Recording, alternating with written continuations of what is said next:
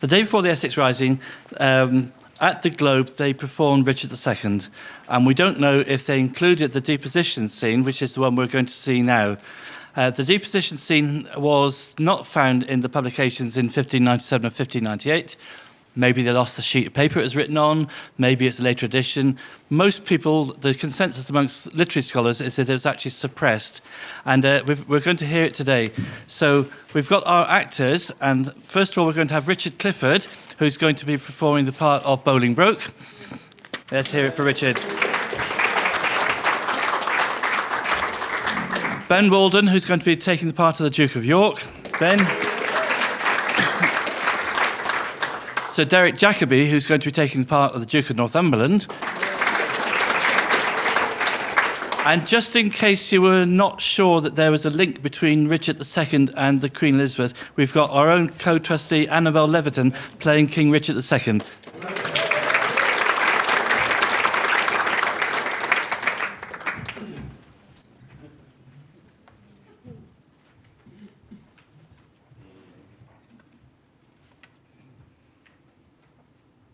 Fetch hither Richard, that in common view he may surrender. So we shall proceed without suspicion. I will be his conduct. Lords, you are here under our arrest. Procure your sureties for your days of answer. Little are we beholding to your love, and little looked for at your helping hands. Alack, why am I sent for to a king before I have shook off the regal thoughts wherewith I reigned? I hardly yet have learned to insinuate, flatter, bow, and bend my limbs. Give sorrow leave a while to tutor me to this submission. Yet I well remember the favours of these men. Were they not mine? Did they not sometime cry, "All hail to me"? So Judas did to Christ, but he in 12 found truth in all but one. I in 12,000, none. God save the King. Will no man say amen? Am I both priest and clerk? Well then, amen. God save the King, although I be not he. And yet, amen, if heaven do think him me. To do what service am I sent for hither? To do that office of thine own good will, which tired majesty did make thee offer the resignation of thy state and crown to Henry Bolingbroke. Well, give me the crown. Here, cousin. Seize the crown. Here, cousin. On this side my hand, and on that side yours. Now it is golden crown like a deep well that owes two buckets, filling one another, the emptier ever dancing in the air, the other down, unseen and full of water. That bucket down, and full of tears am I, drinking my griefs, while you mount up on high. I thought you had been willing to resign. My crown I am, but still my griefs are mine. You may my glories and my state depose, but not my griefs. Still am I king of those. Part of your cares you give me with your crown. Your cares set up do not pluck my cares down. My care is loss of care by old care done. Your care is gain of care by new care won. The cares I give, I have, though given away. They tend the crown, yet still with me they stay. Are you contented to resign the crown? Aye. No. No. Aye. For I must nothing be. Therefore, no, for I resign to thee. Now, mark me how I will undo myself. I give this heavy weight from off my head, and this unwieldy sceptre from my hand, the pride of kingly sway from out my heart.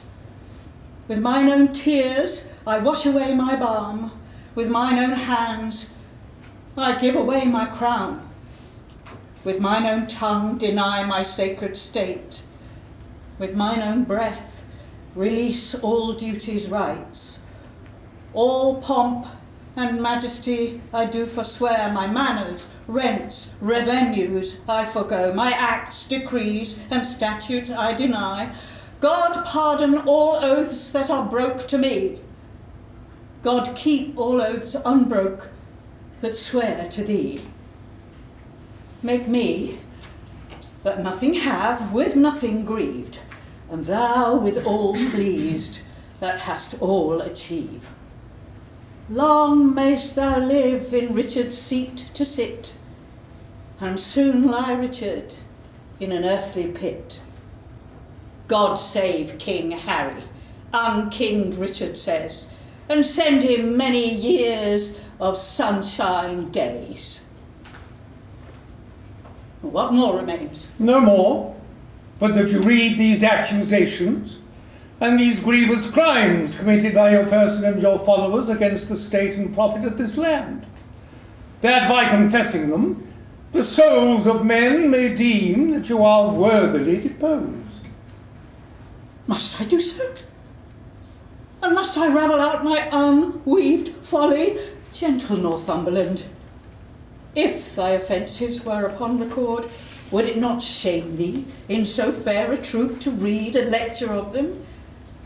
If thou wouldst, there shouldst thou find one heinous article containing the deposing of a king and cracking the strong warrant of an oath, marked with a blot, damned in the book of heaven. Nay, all of you that stand and look upon whilst that my wretchedness doth bait myself, though some of you with Pilate wash your hands, showing an outward pity, yet you Pilates have here delivered me to my sour cross, and water cannot wash away your sin. My Lord Dispatch, reader of these articles.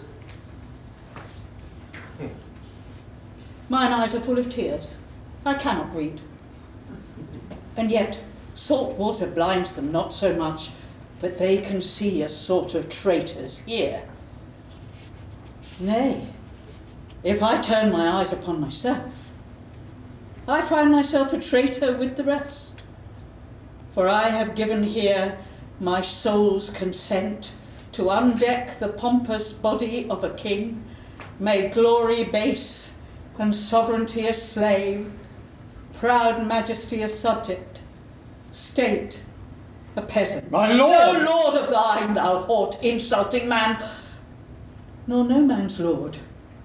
I have no name, no title. No, not that name was given me at the font, but 'tis usurped. Alack, the heavy day, that I have worn so many winters out, and know not now what name to call myself. Oh, that I were a mockery king of snow, standing before the sun of Bolingbroke, to melt myself away in water drops. Good king, great king, and yet not greatly good.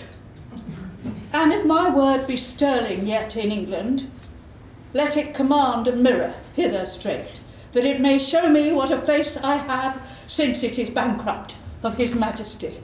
Go, some of you, and fetch a looking glass.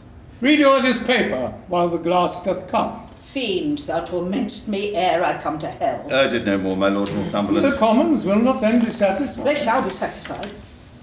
I'll read enough when I do see the very book indeed where all my sins are writ, and that's myself. Give me the glass, and therein will I read.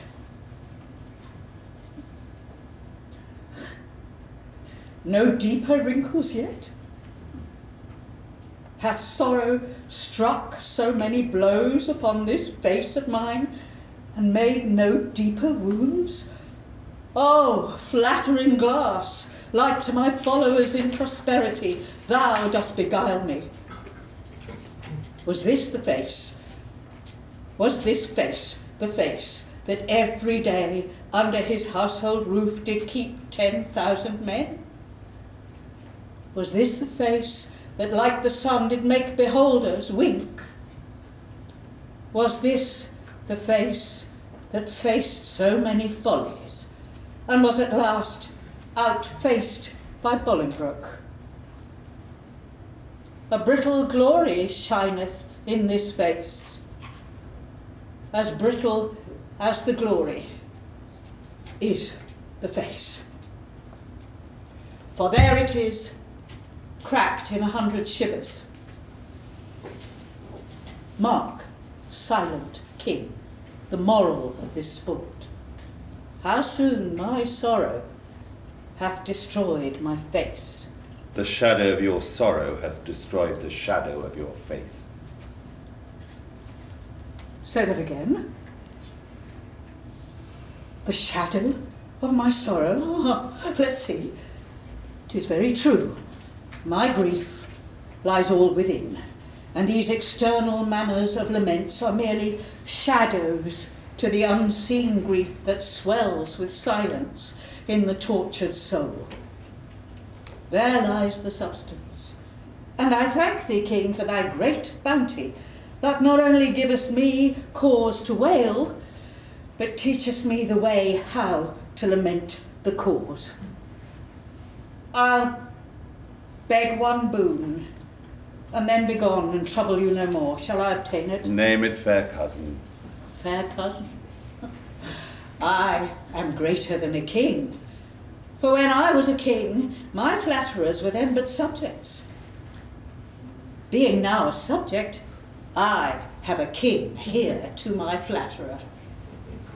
Being so great, I have no need to beg. Yet ask. And shall I have? You shall. Then give me leave to go. Whither? Whither you will, so I were from your sights. Go, some of you, convey him to the tower. Oh! Good! Convey! Conveyors are you all, that rise thus nimbly by a true king's fall.